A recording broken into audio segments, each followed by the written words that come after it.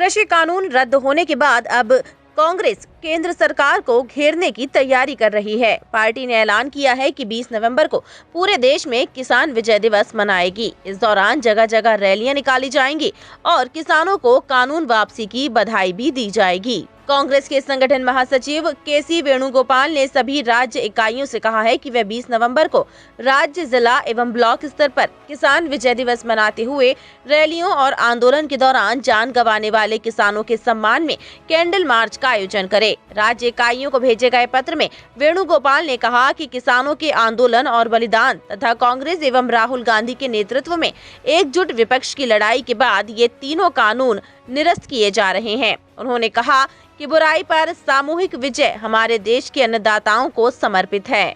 अब इतना सब कुछ कांग्रेस इसलिए कर रही है क्योंकि उनकी नजरों में विपक्ष के दबाव बनाने के बाद मोदी सरकार झुकी है।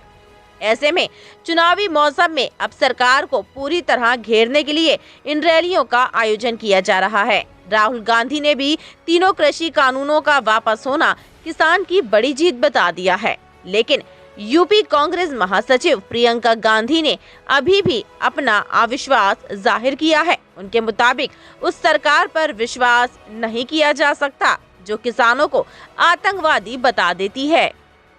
को गुंडा कहा गया, किसान को उग्रवादी कहा गया, किसान को आंदोलन जीवी कहा गया और कुछ गोदी मीडिया के मित्र भी मोदी सरकार के इस प्रचार में शामिल हो गए। 700 से अधिक किसानों को आत्महत्या के लिए मजबूर किया गया और लखीमपुर खीरी में तो देश के गृह राज्य मंत्री के बेटे और उनके सहयोगियों ने किसानों को अपनी जीपों के टायरों के नीचे रौंद दिया।